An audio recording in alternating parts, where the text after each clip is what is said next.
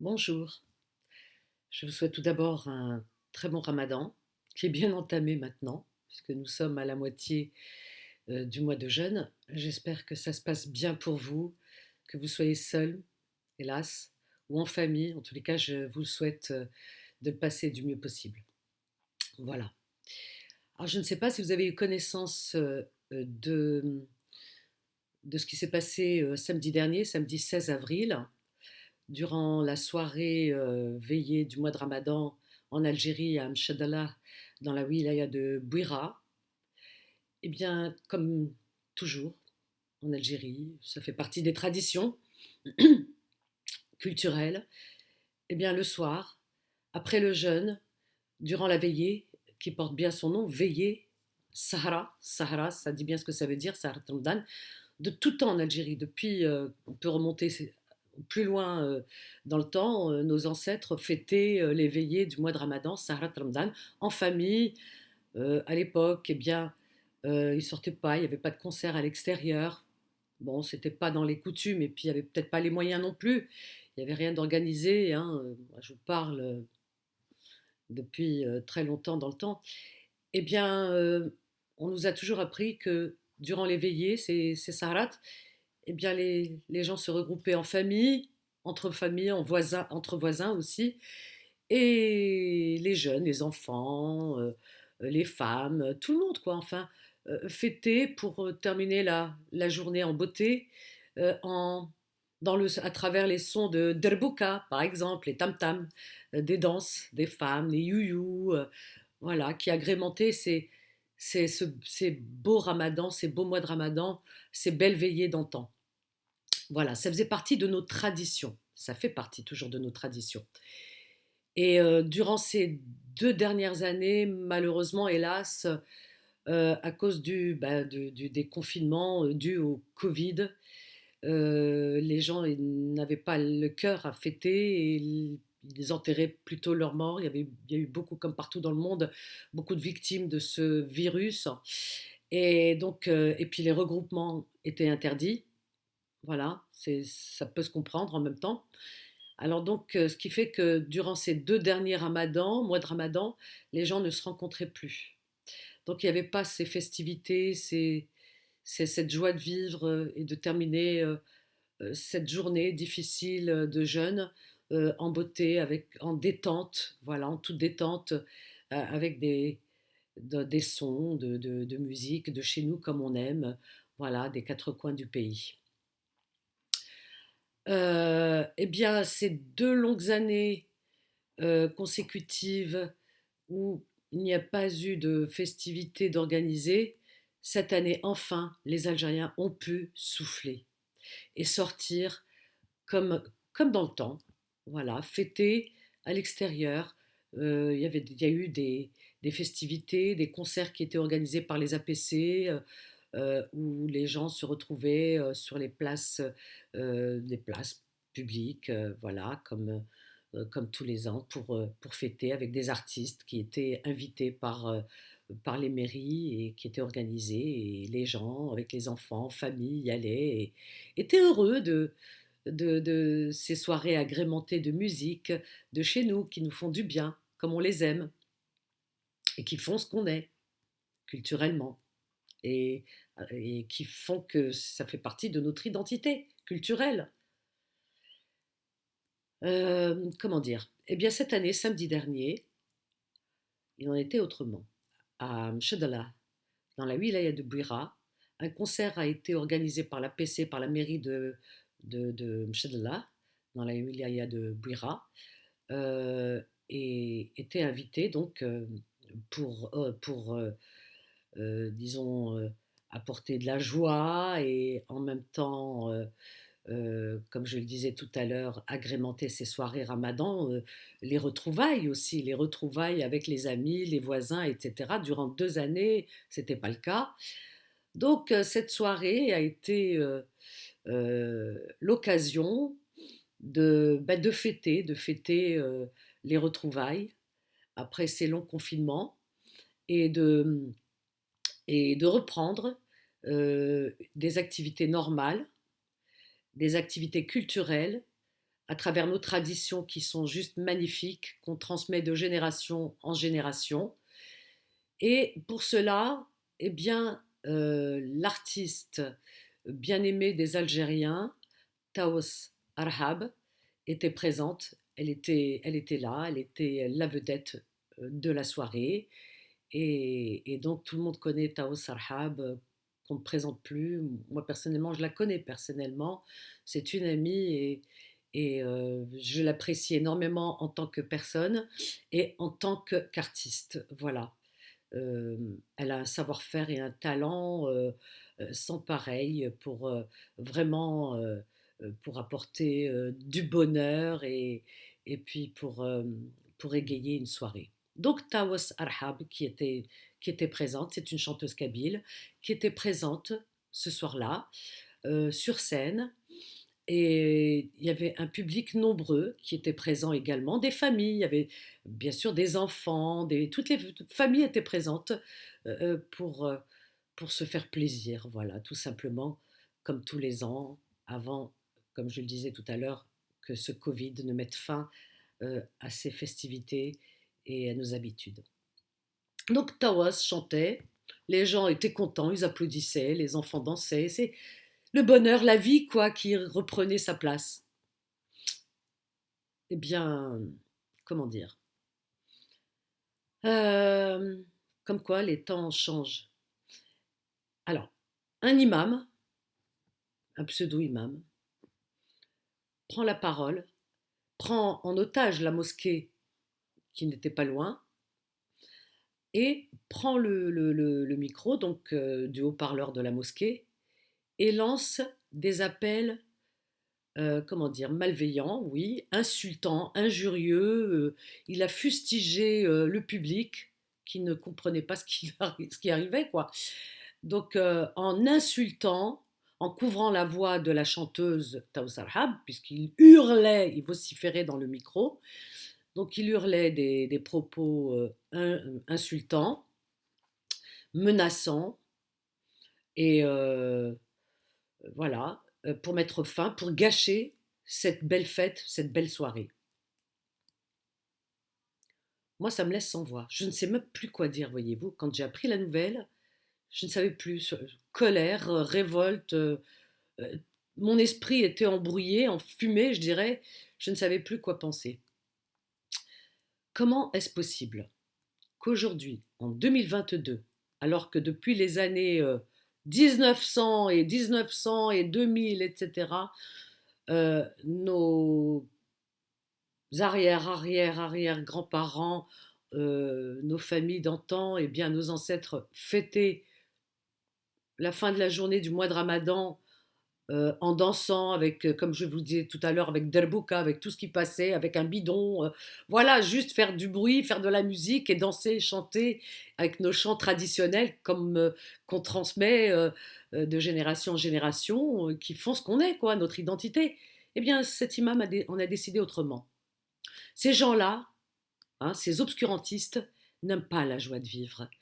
Ils aiment la mort, la tristesse. Il faudrait qu'on pleure à longueur de temps ou qu'on n'écoute que le Coran. Mais qu'est-ce que c'est que ces gens? C'est pas possible. En plus, je veux dire, cette organisation a été bien préparée puisque le son de la musique a été, enfin le top a été donné. Vraiment, la chanteuse a commencé son concert bien après la salade du tarawih pour ceux qui ont envie de faire la salade du tarawih. On n'est pas tous obligés de faire la salade du tarawih déjà. Bon, il y a eu la salade qu'on respecte. Nos parents ont toujours fait la salade de tarawih. Moi, j'ai toujours vu les personnes âgées faire salade de tarawih.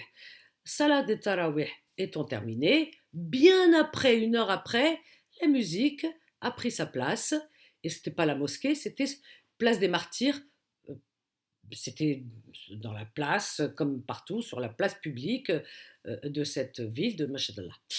Alors, donc, de quoi je me mêle? Pourquoi tu prends ton micro? Pourquoi tu le prends pour insulter les gens qui t'ont rien fait? Ils sont en famille, tu insultes les familles.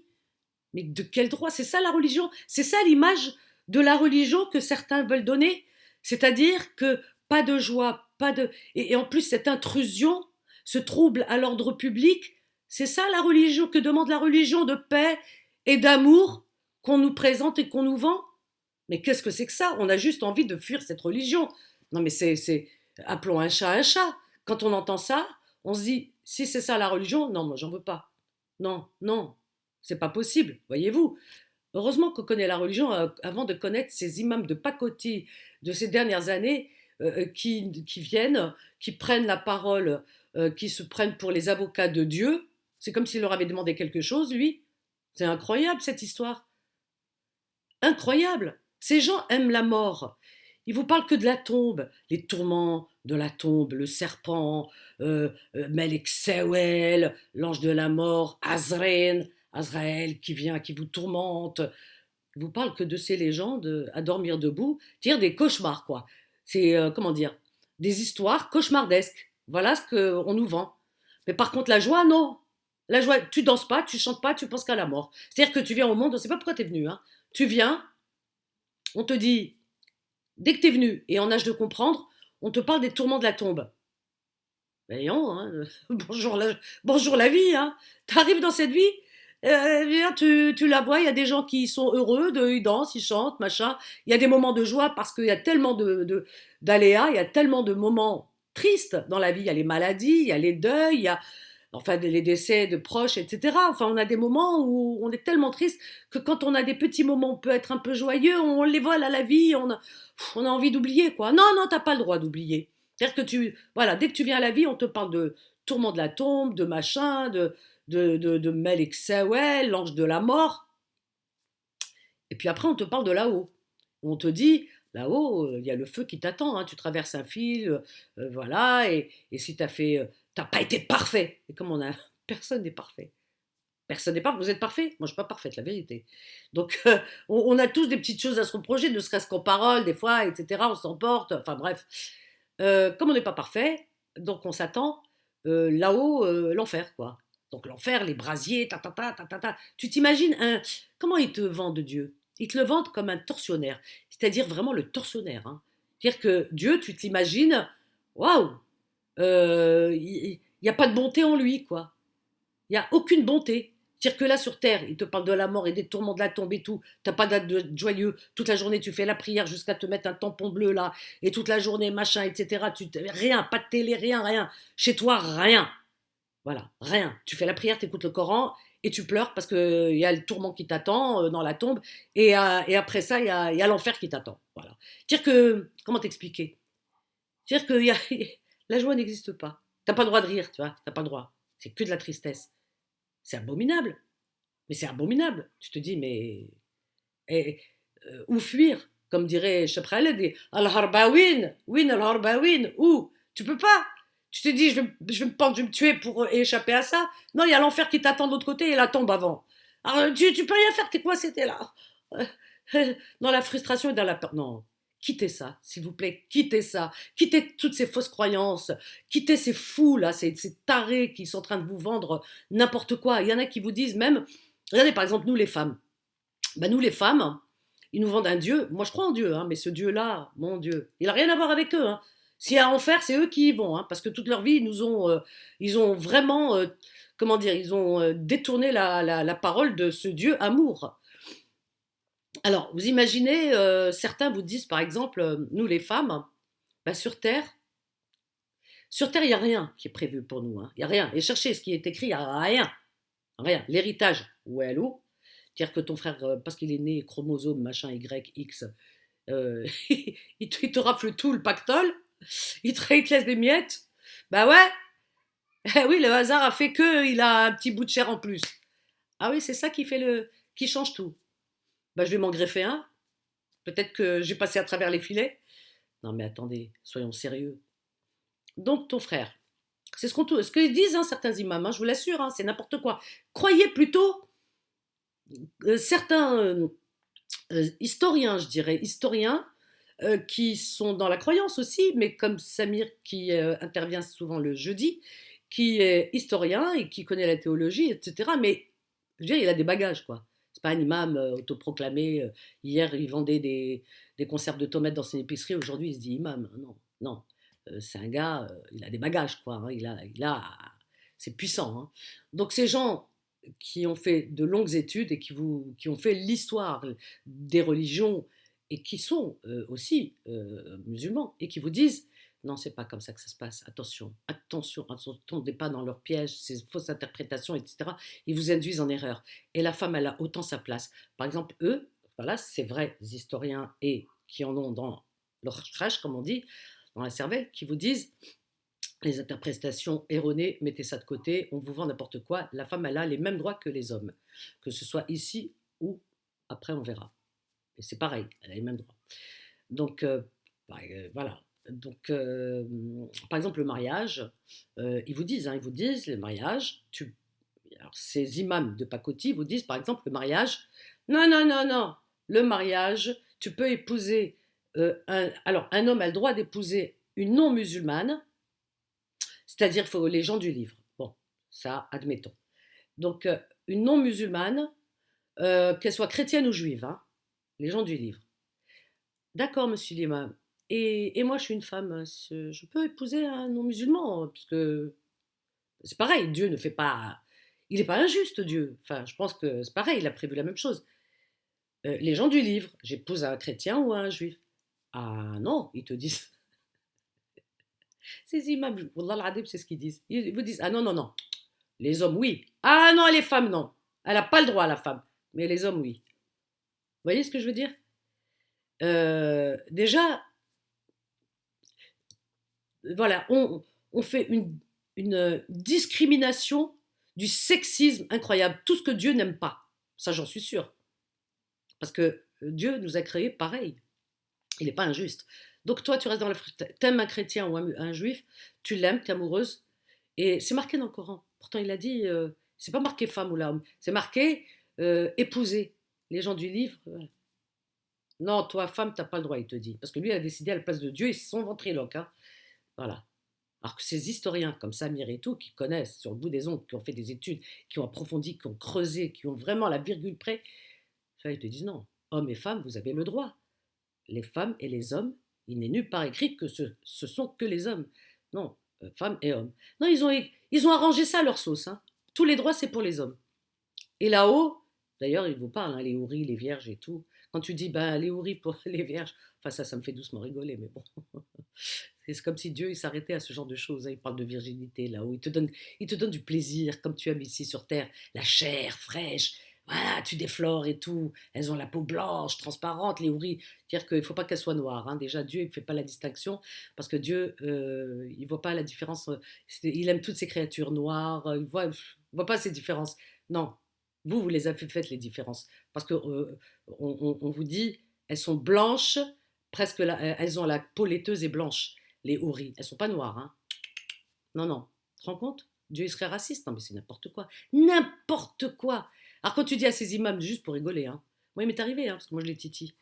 Ah oui, et nous on n'a pas le droit des hommes vierges, de la chair fraîche. On s'éclate un peu comme les hommes, quoi, là-haut, un petit peu, quoi. Enfin, on a les mêmes droits, non? Ah non, ah non.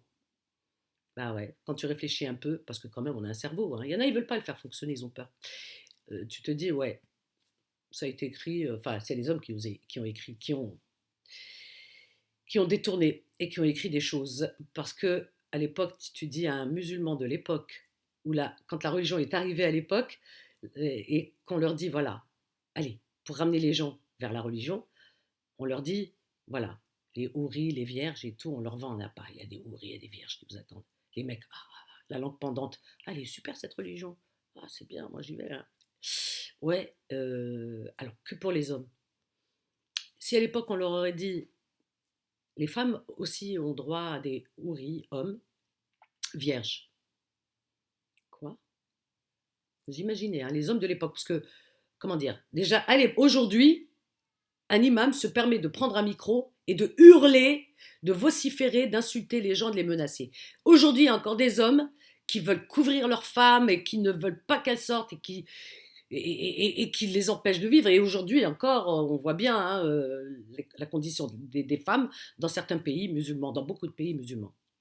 Alors vous imaginez, en 2022, alors imaginez à l'époque, 15 ou 16 siècles en arrière, quand la religion est arrivée, on leur dit, Vos femmes aussi, elles ont droit à des houris hommes là-haut. Hein? Jamais de la vie. Dire que ils avaient tout prévu parce ils avaient compris que si jamais, eh bien, ils mentionnaient que les femmes avaient droit à des hommes vierges là-haut, euh, les hommes de l'époque, qui étaient pires, imaginez, pires que ceux, 7e siècle, hein. Aujourd'hui, comment ils sont, hein, machos, imaginez à l'époque, pires que ceux d'aujourd'hui, puissance 1000, hein, on remontait à 16 siècles en arrière. Qu'on leur dise avec leur mentalité de bédouins, machin, etc. Ah, imaginez un peu. Qu'on leur dise, vos femmes ont droit à des houris. Quoi? Mais morte, même morte, ils veulent pas. Mais elle est morte, ta femme, ça y est, maintenant c'est fini, elle revient à Dieu, c'est plus ta femme. Mais ça va pas, non? Même morte, je veux même pas qu'elle existe. Je veux pas qu'elle soit citée nulle part. Morte, dire que. Morte, comment dire? Elle disparaît. Voilà. Et qu'elle soit citée nulle part. Effectivement, elle est citée nulle part, la femme. Vous voyez? Même morte, elle n'est citée. Vivante déjà, Walou, mais morte, elle n'est citée nulle part. Dire que là-haut, on ne parle pas, il n'y a rien qui est préparé pour les femmes. On ne vous dit pas les femmes ont droit à ça et tout ça. Non, il n'y a pas. Donc tout a été calculé pour attirer le plus et pour que cette religion elle continue à bouger, à avancer, etc. Parce qu'elle elle serait morte dans l'œuf à l'époque si on avait dit aux hommes que les femmes avaient droit à des vierges, des hommes vierges là-haut, des hommes voilà, pubères, voilà, ou j'en sais rien, parce que les hommes, ils aiment bien ça, hein, les femmes, mais pas pour leurs femmes, parce que même mortes, ils sont jaloux, hein, ils en veulent pas, non, non. Et d'ailleurs, elles sont citées nulle part. Donc c'est pour ça que ça continue, leurs paroles aujourd'hui, etc. Sinon, elles seraient mortes. Non, non, elle a été arrangée à leur sauce à l'époque déjà, elle a été adaptée aux mentalités. Voilà, et c'est pour ça que les mentalités aujourd'hui, pour beaucoup, certains encore, continuent à rester dans l'archaïsme et à régresser, quoi, à creuser toujours jusqu'à plus profond que profond, quoi, parce que ça les a fait stagner. Vous voyez, ces textes les ont fait stagner, ils n'ont pas avancé avec leur temps. C'est pour ça que pour moi, pour beaucoup, qui, les hommes, ah oui, forcément, bien évidemment, Dieu est amour et Dieu aime toutes ses créatures, hommes et femmes. Lui, il n'est pas injuste et il n'est surtout pas raciste. Parce que dire les houris, elles sont blanches là-haut, dire qu'on vante l'image de la femme. La femme, si vous voulez, dans ces textes, la femme idéale, elle est jeune, vierge et blanche. Blanche, la peau laiteuse. Vous imaginez les femmes noires, comment elles doivent prendre ça? Je sais pas, moi je serais une femme noire, je lis ça, je me sauve, hein, je me fais bouddhiste, je me fais, je sais pas moi, n'importe, animaliste, je sais pas, mais pas, non, je comprends pas. Il y a des fois où on comprend pas hein, les gens, hein, vous voyez, enfin, ça me donnerait quoi de réfléchir, hein, vraiment, c'est abominable. Femme blanche et vierge au paradis. Faire les autres, mais ça non mais c'est terrible. Non, Dieu n'est pas comme ça. Moi je crois en Dieu, bien sûr que je crois en Dieu. Quand je dis bien sûr, parce que j'ai envie de croire en Dieu. Personne ne me met le couteau à la gorge, hein. J'ai toujours cru. À un moment donné, j'avais le doute, hein. Je vous dis franchement, j'avais le doute parce que je me posais beaucoup de questions. J'étais dans l'observation, dans la lecture, etc. Et puis, ce qui me mettait dans le doute, c'était ces textes, justement. Je me suis sauvée de la religion parce que j'ai lu ces textes. Je me suis dit, c'est pas possible. Une religion pareille, c'est pas possible. Ça peut pas rentrer dans ma tête. C'est inimaginable. Il y a d'un verset à un autre, d'une sourate à un autre, c'est tout et son contraire. On vous dit, les gens du livre, il faut les respecter, les juifs, les chrétiens, il faut les aimer parce qu'ils ont cru en Dieu et machin et chouette et tout. Et après, vous tournez quelques pages et après, non, non, non, il faut les combattre si jamais ils ne veulent pas se convertir. Déjà, il y a un problème. Et puis, quand on lit bien, eh bien, parce que les gens n'ont pas lu la Torah. Lisez la Torah et je peux vous assurer que ce que vous allez trouver dans la Torah, vous allez le retrouver, mais à l'identique dans le Coran. C'est juste reproduit. C'est photocopié. Voilà, je ne peux pas vous dire mieux. Donc voilà. Alors, donc moi, pour moi, je me suis réconciliée avec la religion depuis longtemps déjà. Je ne suis plus dans le doute. Voilà, depuis longtemps. Je crois en Dieu. Je ne fais pas la prière. Parce que il n'y a aucune raison de faire la prière. La prière, c'est le recueillement, c'est se recueillir, c'est être dans le silence, c'est dans l'observation et dans le recul, la distance, pour être en communion avec son Créateur. Mais ça, je sais le faire, sans besoin de passer par les prières que tout le monde fait par cœur. Il y en a plein qui font par cœur, ils ne comprennent rien. Ils sont pas dans le recueillement du tout. Il y en a vite, vite, vite, je vais faire slater, oh là là, tac, tac, tac. Elles font ça comme si, comme elles font vite, vite, vite à manger sur le feu, vous voyez. Voilà. Donc non, c'est pas comme ça. Non, le recueillement, là, moi je suis vraiment dans la méditation, voilà, tous les jours, et avec mon créateur, voilà. Et je lui demande, etc. Enfin, je lui demande pas de m'enrichir, hein, non. Je lui demande de regarder un petit peu plus son regard, de poser un peu plus sur les personnes qui sont en souffrance sur Terre. Hein, souvent, je vous ai parlé des Rohingyas, toutes ces personnes qui sont les Yéménites en ce moment, enfin bref. Voilà. Alors, donc, je me suis réconciliée avec la religion depuis longtemps. Et je ne fais pas la prière parce que je ne vois pas l'utilité. Je n'irai pas à la Mecque, jamais. Et d'ailleurs, dans mon entourage, personne ne va parce qu'on ne voit pas l'utilité. Et notre argent, on le met à bon escient ailleurs. Voilà, il y a des gens qui ont beaucoup plus besoin de ça. Des gens et des animaux aussi, parce que je contribue aussi. Je ne parle pas des êtres humains, c'est normal, mais je parle aussi des associations d'animaux qui ont aussi des refuges, etc., qui ont besoin aussi, donc je contribue. Voilà, des chiens, des chats, etc. Bref, tout être vivant. Parce que quand on aime Dieu, on aime toutes les créatures vivantes et on les protège. C'est pas on dit le chien il est haram. Je suis croyant, hein. Je suis croyante, hein. Moi je suis un bon musulman. Mais le chien il est haram, hein. Et le chien, j'en veux pas. Et le chien, c'est détesté chez les musulmans. Enfin bref. Il y a beaucoup à dire là-dessus, vous voyez, toutes euh, ces contradictions, mon Dieu, comme quoi. Bref, je disais, je fais pas la prière, je fais pas la Mecque, c'est pas la peine, je vais pas leur donner mon argent parce que les Saoudiens, ils n'ont pas besoin de mon argent. Ils le trouvent chez vous, c'est tant mieux, c'est bien parce que comme ça, ils achètent des armes pour aller tuer les Yéménites. Ouais, ils envoient des bombes chez les Yéménites avec votre argent, c'est bien. Et puis ils sont souvent, bah, ils s'éclatent à l'étranger, hein. Moi, j'ai été voir dans certains endroits, sur les champs, partout. Curieusement, j'ai été voir dans ces endroits où l'alcool coule à flot, où il y a des danseuses du ventre, tout ça. On les couvre comme ça. Vous savez, les billets comme ça tombe comme une pluie de billets sur les danseuses à moitié à poil. Voilà, donc j'en ai vu des choses. Donc qui veut voir, voit. Vous voyez, j'ai tout vu un petit peu dans ma vie. Vraiment, presque pas tout, mais j'ai vu beaucoup de choses. Donc qui fait que j'ai pris beaucoup de recul avec tout ça. Voilà. Donc il y a ça que je fais pas. Je fais Ramadan. Voilà, ça m'arrange bien parce que je le fais toute l'année le mois de Ramadan, presque. Sauf que d'habitude, je prends le petit déjeuner le matin. Voilà, et puis dans la journée, je mange pas. Là, pendant le mois de Ramadan, bah non, je prends pas de petit déjeuner, hein. Voilà, je fais même pas suhour, je le prends pas. Vous voyez, des fois un café quand je rentre chez moi après mes émissions, un café, voilà, tout simplement. Euh, alors, oui, alors le mois de Ramadan, voilà, le Sawm Ramadan, c'est normal, c'est tout ce que je fais. Et le reste, ça n'a rien à voir avec la religion musulmane. Mon recueillement, mon machin, c'est très, très, très personnel. Je n'ai pas puisé ailleurs, ni dans le bouddhisme, ni rien. C'est moi, c'est personnel. J'ai ma manière de m'adresser à Dieu. Et je le fais depuis toujours, depuis que j'étais jeune, très jeune, et ça me va bien. Voilà. Euh, et les imams, moi, je les écoute pas. Parce que vraiment, mon Dieu, il y a beaucoup à dire. Enfin, moi, je les écoute pas, hein. Franchement, ils me sortent par les yeux, par les oreilles, par tout ce que vous voulez. Non, non, non, non, non, non. La connaissance, on peut aller la trouver. On a des neurones, c'est fait pour ça. Donc, on peut lire, on peut tout lire, hein. Lisez Socrate, lisez Platon. Enfin, Socrate n'a rien écrit, mais ça a été repris par Platon et ses disciples. Mais lisez un petit peu la sagesse philosophique antique. Vous allez retrouver beaucoup. Alors, je tiens à vous dire que dans les religions, j'ai retrouvé beaucoup de choses, entre autres. Les religions, elles ont puisé dans la philosophie antique.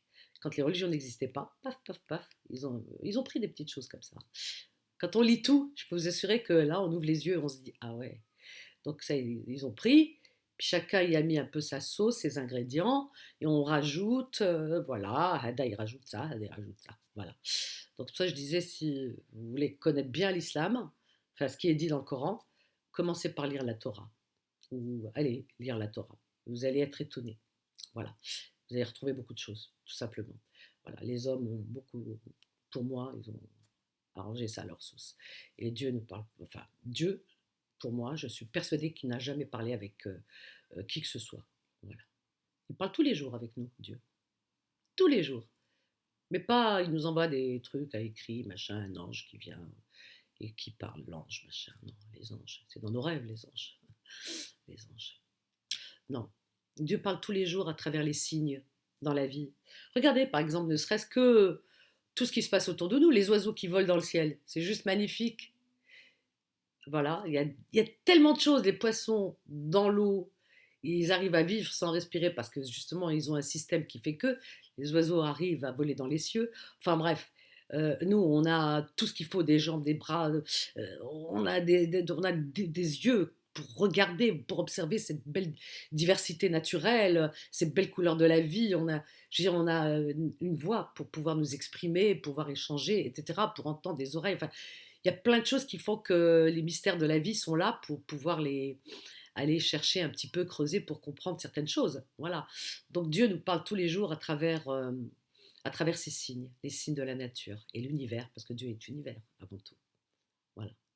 Donc c'est pas la peine d'ouvrir quoi que ce soit pour trouver, pour savoir qu'il y a des vierges qui vous attendent, les mecs, et que machin, et que voilà. C'est comme ça. Par contre, je suis révoltée par ce pseudo-imam qui a gâché la joie de ces villageois, de ces personnes qui sont sorties fêter la fin de la journée de jeûne, enfin 2 ans après le confinement. De tout temps, ça s'est fait. On a toujours dansé le soir et tout. Hadoum et Habouch, ils aiment ni la joie, ils aiment ni la danse, ni le chant, rien. Ils veulent nous voir rien que pleurer. Voilà, toute la journée, ndbo, nbkeo. Et on se tape la tête par terre et on pleure et on pleure et on pleure et on pense à la mort. Non mais attends, non. Il y a la vie, mon gars. Si t'aimes pas la vie, enterre-toi. Qui t'empêche? Laisse les gens vivre. Prendre le micro, couvrir le. Moi, je dis, en Algérie, aux autorités algériennes, vraiment avec tout le respect que j'ai pour les autorités, le gouvernement algérien, tout le respect que j'ai, eh bien, s'il vous plaît, mettez un terme, monsieur Tebboune, mettez un terme à ces actes abominables, à ces comportements archaïques de ces pseudo-religieux à 2 centimes, qui sont juste des ignorants, vraiment. Et s'il vous plaît, mettez fin à tout ça. Ce type-là mérite d'être sous les verrous parce qu'il a perturbé l'ordre public, vraiment. Donc, voilà. Laissez-les vivre, laissez les gens vivre tranquillement, respirer. Celui qui veut danser, il danse. Celui qui veut aller à la mosquée, il va à la mosquée. Je sais pas, avant c'était comme ça, du temps de mes grands-parents, de mes parents, c'était comme ça. On allait en Algérie en vacances. Eh bien, il y avait des gens qui voulaient aller à la mosquée, ils allaient à la mosquée. Il n'y avait personne pour les embêter. Et puis il y en avait qui voulaient aller s'asseoir sur une terrasse, à une terrasse, prendre une bière fraîche parce que c'est l'été. Bah, ils allaient prendre une bière fraîche. Hein, voilà, il y avait pas de souci. Chacun faisait ce qu'il voulait, quoi. Enfin, c'est ça la vie. Non, cela non. Ils t'empêchent de vivre et de respirer. Vous vous rendez compte, il y a des gens en Algérie, ils sont bon, boire à outrance. De toute façon, tout ce qui est excès est mauvais. Mais boire un verre de vin, ça tuait personne. Tous les Européens, à table, avec les parents, les enfants, en mangeant, ils prennent un verre de vin. C'est dans leur tradition. Eh bien, ça les tue pas, mais c'est leur tradition. Soit voilà, chez les juifs, les chrétiens, ils boivent. Moi, j'étais chez des amis, je les vois, ils prennent un verre de vin. Voilà, ils sont normaux, hein, les gens. Hein. Il n'y a pas de problème. Hein. Donc, non, ça les perturbe pas, plus que ça. Donc, non, tout excès est mauvais, bien sûr. Essayez de boire 10 litres d'eau dans une journée, vous allez mourir. Hein. Rien que l'eau, hein. 10 litres d'eau. Wallah, même moins. Hein. Vous allez mourir noyé. Parce que c'est pas possible. Tout excès est mauvais. Ah oui, quand on mange trop de quelque chose, eh bien, c'est pas bon. On le sait. Et oui, trop de gras, bah, ça vous entoure le cœur de gras, ça vous donne, ça risque de vous donner un arrêt cardiaque, et voilà, et d'autres maladies. Et manger trop sucré, c'est pareil, diabète, etc. Tout excès est mauvais. Et l'alcool, quand il est dans l'excès, c'est mauvais. Mais boire un verre ou quoi que ce soit, c'est pas mauvais puisque les gens ils le font. Et ils sont pas morts. Donc voilà. Donc, et en plus, ça ne regarde personne. Avant, en Algérie, c'était ça. Je sais, quand on partait en famille, les hommes, on les voyait. Ceux qui voulaient aller à la mosquée, ils allaient à la mosquée. Pendant les vacances, on voyait. Mais on trouvait ça normal. Et celui qui voulait s'asseoir et prendre une bière fraîche ou là, on était. Il n'y a personne qui le regarde, normal. Il s'assoit, le monsieur, on est en famille. Hein. On s'assoit en famille. Nous, on prenait un jus de fruits. L'autre, il prend une bière. Enfin, ça dérangeait personne en Algérie. Je me souviens. Mais aujourd'hui, ils sont obligés, ceux qui veulent prendre voilà, un verre d'alcool, ou là, ils sont obligés de se cacher. Ils cachent sous le manteau. Vous vous rendez compte où on en est arrivé? Il n'y a plus de liberté. Tout est celui qui mange pendant le mois de Ramadan. Parce qu'il y en a qui veulent manger. Il y en a qui sont malades. Et d'autres, ça les regarde s'ils mangent. Et il y en a qui ne sont pas obligés d'être musulmans. Tout le monde en Algérie n'est pas musulman. On ne peut pas obliger les gens à être musulmans. Avoir les mêmes idées, c'est juste impensable. Eh bien, ceux qui mangent pendant le mois de Ramadan, eh bien, ils se voient inquiétés par les autorités, puisque il y a toujours un traître qui vient, qui appelle les gendarmes, comme ça s'est passé en Kabylie il y a 2 ans. Ils sont allés, les pauvres travailleurs, ils travaillaient c'est un travail pendant il faisait chaud. Eh bien, au moment, à la mi-journée, ils étaient fatigués, ils transpiraient, ils se sont mis tranquilles hein, dans un fourré, derrière un fourré, tranquille, second. Et puis, ils buvaient de l'eau, ils mangeaient. Eh ben, je ne sais pas qui c'est qui a été avertir les autorités. Les gendarmes sont venus, ils les ont arrêtés. Donc vous vous rendez compte, on arrête des gens pourquoi? C'est quoi le délit? C'est quoi leur crime? Qu'est-ce qu'ils ont fait? Menottés ou tenir à prison? Jugement, qu'est-ce qui s'est passé? Il était en train de manger un sandwich. Ah bon? Tu dis ça à des gens normaux en Europe, ils te disent non, il y a un problème chez eux. Il y a quand même... Vous voyez ce que je veux dire, l'image qu'on donne? Non, faut arrêter. Le jeune étudiant Mskin qui souffrait de diabète à Bouzerea, à la fac, à l'université de Bouzerea, il avait le diabète et un début de cancer du foie. Puisqu'il s'est mis derrière une bâtisse pour prendre ses médicaments, parce qu'il prend beaucoup de médicaments, boire de l'eau, derrière une bâtisse, manger un petit peu pour absorber avec les médicaments. Je ne sais plus qui c'est qui le voit, des étudiants, il appelle les autres, sont venus, ils l'ont tabassé, parce qu'ils l'ont laissé en sang. Non, on est un peuple normal, Hna? Est-ce qu'on est normaux? Dites-moi. Non, il y a un problème quand même. Hein. Non, nos grands-parents, ils étaient mieux que nous. Nos grands-parents, moi je me souviens, nos grands-parents, ils vivaient normalement. Et alors? Je comprends pas. Ça donne... Moi, je sais que dans ma famille, à l'époque, il y en avait qui buvaient de l'alcool, pas à outrance, mais ils prenaient, comme je disais, hop, une bière et tout. Mais c'était des gens qui avaient la générosité sur le cœur. Je veux dire, et ils aidaient les gens, ils étaient toujours dans le don de soi, ils vidaient leurs poches, ils donnaient. Et voilà, mon ordinateur, je l'envoie valser tellement ça m'énerve. Mais ils étaient dans la générosité. On est vivait dans le Nia. Il n'y avait pas, ça perturbait personne tout ça. Aujourd'hui, tout le monde surveille tout le monde. Ah, t'as vu l'autre? Il a bu de l'alcool. Hein. Kefir. Hein. Oh, t'as vu l'autre? Ah, il a mangé Ramadan. Oh, machin. Tout le monde surveille tout le monde. Je n'aime pas ce monde-là. Je n'aime pas cette, cette époque, je l'aime pas. Vu de notre côté à nous, je ne l'aime pas. J'entends trop vous voyez, il y a trop de médisance, trop de critiques, trop de surveillance, trop de hada. Il y a des gens que je connais, ils sont obligés de mentir. Et ils font pas ramadan, ils mentent. Je dis, mais non. Je dis, moi, si je faisais pas, je mange. Ils te disent, ah non, non, moi, je peux pas. Je peux pas, je serais jugé et tout, machin et tout. Ils se cachent. Vous vous rendez compte? On est obligé de se cacher chez les chrétiens. Ils n'ont pas ce problème-là. Il y en a plein qui font pas le carême. Ils s'en fichent. Ils ne vont pas à l'église, ils s'en fichent. Ils disent athée, ouais, je suis athée, ils le disent. Hein. Ils disent qu'ils sont athées ouvertement à leur famille qui, eux, sont chrétiens. Mais il n'y a personne qui s'offusque. Non, normal, ça passe. C'est des gens normaux, ils ne sont pas dans la frustration, ils sont apaisés, ces gens. Donc, comme ils nourrissent pas de frustration, tout se passe bien. Nous, tout est dans le.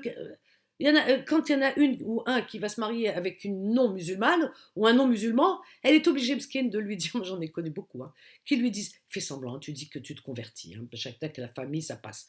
Et même les parents de cette fille, quand ils voient que vraiment il n'y a rien à faire, parce qu'ils essaient de la dissuader, mais si vraiment elle tient à lui pour pas qu'elle parte et avec lui, machin et tout, la chouba double devant la famille, il lui dit, bon, au moins, qolilo islam. Qui sont qolilo islam? Ou là, huwa qalbo ma qalosh islam. Si lui, là, je veux dire, c'est une décision qui est tellement intime, la conversion. Non, dis-lui qu'il se convertit devant les gens pour que tu l'épouses. Tu te rends compte? Même s'il ne le fait pas, mais Zama devant les gens, tu dis qu'il est converti. Hein. Alors j'aime bien parce que quand vous assistez à ces mariages-là, en général, tout le monde vient se justifier en vous disant, t'as vu mon gendre François, ou là, je ne sais pas comment il s'appelle, mais il est converti. Hein. Oui, oui, il est converti. Hein, il est converti. Ah non, non. Ah non, non, slim, slim, slim. Ah oui, slim. Non, prends pas. Écoute, arrête de te mettre dans un tel état. il n'y a pas de souci, relax, max, comme on dit, zen, on s'en fiche. Voilà, ils s'entendent, ils s'aiment, hadiya, laisse-les se marier, on s'en fout. Qu'ils soient chrétiens, juifs, bouddhistes, on s'en fiche de ça. Enfin, moi, dans ma famille, on n'a pas ce problème-là. Moi, je sais pas, moi, j'ai jamais éduqué mes enfants dans ce sens en leur disant, tu me ramènes un musulman, une musulmane, ta, ta, ta, ta. Pas du tout. De tout temps, moi, j'ai toujours dit à mes enfants, comme moi, j'ai été éduquée, oui, enfin, voilà, il faut que tu sois correct dans ta vie, vis-à-vis des autres, etc. Et puis, le jour où tu rencontres une personne, enfin, on met toujours en garde tes enfants. Non, voilà, fais attention pour ne pas avoir à souffrir, de tomber sur une personne qui te mérite. Voilà, quelqu'un de bienveillant, que tu aimes, bien sûr, qui t'aime, mais l'amour parfois est aveugle. Quelqu'un de bienveillant, voilà, quelqu'un de gentil, de bienveillant, etc. Voilà, bienveillant. Mais au grand jamais, sorti de ma bouche ou de dire musulman. Non, dans ma famille, on ne parle pas de ça. Moi, j'ai pas été voilà, éduquée comme ça et je n'éduque pas mes enfants comme ça. Non, moi, pour moi, non, tu peux épouser, alors là, vraiment, tout ce que tu veux, athée, bouddhiste, chrétien, juif, tout. Mais voilà, il faut beaucoup d'amour, beaucoup de compréhension et puis surtout de respect. Voilà, mutuel. C'est ça qui est important. Le reste, est-ce que c'est important? C'est pas important. Je comprends pas. Nous, c'est il faut qu'ils soient musulmans. Oui, mais et à côté de ça, on dit pas il faut que ce soit une personne bien éduquée, machin, etc. Ou là. Non, non, non, musulman. J'ai même entendu des gens dire, même si c'est pour leurs enfants, hein, même si c'est le dernier des derniers, même si c'est le. Ah oui, carrément, hein, même si c'est un clochard, mais il faut qu'il soit musulman. Ils disent ça à leur fille. Vous vous rendez compte? Ça va loin, loin, loin, loin, loin. Voilà, c'est juste dans l'image, le paraître, alors que les actes souvent ne suivent pas, hein. Sinon, ça se saurait, hein, parce que le nombre de divorces qu'il y a dans les pays musulmans, pourtant ils sont mariés entre musulmans, hein. Mais le nombre de divorces, et pareil, hein, des femmes battues, des histoires, des tromperies, tout ce que tu veux remarquer là-bas, c'est facile, hein. Là-bas, je te répudie et en deux temps, trois mouvements, trois fois tu répètes Hakim Telqa, Hakim Telqa, Hakim Telqa. Paf, Hakim Telqa. Elle est divorcée. Paf, il en ramène une autre. Ça les arrange bien la polygamie. Mais je vous dis, hein, tout est écrit pour les. Polygamie pour les hommes et tout le reste que je vous ai cité tout à l'heure. Cherchez pour les femmes. Ouais, hello. Ah si, si elles ne se donnent pas à leur mari, par exemple, si elles n'ont pas envie, hein, de relations sexuelles, je sais pas, elles sont fatiguées, puis ils n'ont pas envie, parce que c'est l'envie quand même. Hein, tu manges pas quand t'as pas faim. Pas envie, il lui sort tout de suite le flambeau là, en lui disant ah, l'enfer t'attend. C'est un péché, hein. Si tu ne te donnes pas ton mari à son bon vouloir sexuel, tu prends un carton rouge. Un péché. J'invente rien, c'est marqué. Vous voyez? Comme les houris, c'est marqué, ça c'est marqué aussi. La polygamie, c'est tout, tout, tout. Péché. Dire que la femme, elle n'a pas le droit de se refuser à son mari. Eh, vous réfléchissez pas 2 secondes, hein, vous réfléchissez pas en vous disant, mais punaise, les mecs, ils ont vraiment bien organisé à leur sauce, hein. Tu te refuses pas sexuellement à ton mari. C'est-à-dire que même si tu n'as pas envie, tu n'es vraiment pas bien sur là, tu fais ah, tu serres les dents, vas-y pour pas que je prenne de péché. J'ai pas envie. C'est quoi croyez, c'est quoi ce Dieu que vous avez inventé? Dieu, il n'est pas comme ça, hein, parce qu'ils l'ont créé de toutes pièces celui-là, hein. Dieu qui dit à une femme, voilà, tu te donnes à ton mari sexuellement, même si tu n'as pas envie. Sinon, tu prends un péché. Ça s'appelle du viol. Dieu, il n'aime pas ça. Ils ont tout arrangé à leur pièce. Très honnêtement, mais comment on peut croire ça? Mais comment tu te donnes à ton mari, sinon tu prends un péché, même si tu n'as pas envie sexuellement de lui. Tu n'as pas envie. Eh bien, tu te donnes quand même. Ah, vous vous rendez compte? Et tout le reste, et l'héritage, et tout, la polygamie, le tuteur, le machin, tout, la femme. Comment on lui marche dessus. Terrible. Il est nu par écrit que, monsieur, si ta femme elle a envie de toi sexuellement et que toi tu veuilles pas, ah tu prends monsieur un péché. Ah non non non, ah non, ah non les hommes non, il y a pas, ah non, non mais c'est incroyable. Je sais qu'il y a des hommes ça leur plaît pas ce que je dis. Bah oui parce que je dévoile un coin du voile des inepties qui sont vraiment c'est tellement flagrant et ça les arrange pas parce que quelque part, eh bien, ça les fait redescendre de leur piédestal et que la vérité, elle ressort, quoi. Non, non, non, non, n'arrangez pas votre sauce. Ça, vous l'avez écrit. Ils vous ont tout préparé sur le papier, messieurs. Dieu n'a pas dit tout ça. Dieu n'est pas injuste. Dieu est bon et Dieu ne fait pas de distinction entre les hommes et les femmes. Et les femmes et les hommes, pour lui, sont égaux, hein, et qu'il y a autant de droits chez la femme que chez l'homme. Voilà. Et que tout le monde doit se respecter. Voilà. C'est ça ce que Dieu a dit. Voilà, c'est tout. Donc n'en rajoutez pas, on ne vous croit plus. Tout simplement. Et cet imam qui a gâché la fête en Algérie le soir de Second Mess, ils sont sortis enfin pour se défouler. C'est incroyable. Moi, je demande vraiment au gouvernement algérien de mettre fin à tout ça. Que ces gens-là, on en a marre vraiment d'eux, hein. Depuis la décennie noire en Algérie, où ils ont vraiment mis le feu, mais ce pays plutôt à feu et à sang, hein, plus de 200 000 morts, ça suffit. Ne leur donnez plus la parole. Un imam, il ne doit pas sortir de sa mosquée, il reste dans sa mosquée. Et puis surveillez ce qu'il dit surtout, parce qu'il dit tellement de conneries. Donc surveillez ce qu'il dit, d'accord.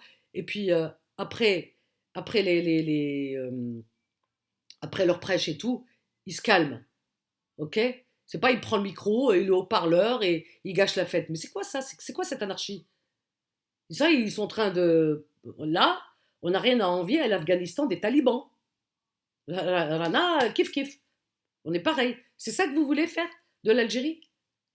Un deuxième pays, Taliban, Afghanistan? Non, laissez les gens vivre. Celui qui veut faire la prière, il fait la prière. Celui qui veut boire de l'alcool, il boit de l'alcool. Celui qui veut danser, il danse. Celui qui veut chanter, il chante. Celui qui veut aller sur la plage, il se met en bikini, il se met en bikini. Toi, tu veux te couvrir des pieds à la tête. Celle qui veut, elle se couvre. Mais celui qui veut se mettre laissez les gens vivre, Yarbi, comme avant on a vécu. Moi, j'ai des photos, j'étais en maillot de bain, 2 pièces, il y avait nos familles, c'était très bien. Je partais en vacances en Algérie, mais il n'y avait pas ces problèmes-là. Mais qu'est-ce que c'est que ça? Comment on a régressé? Moi, j'ai l'impression que l'Algérie, là, c'est les talibans, là.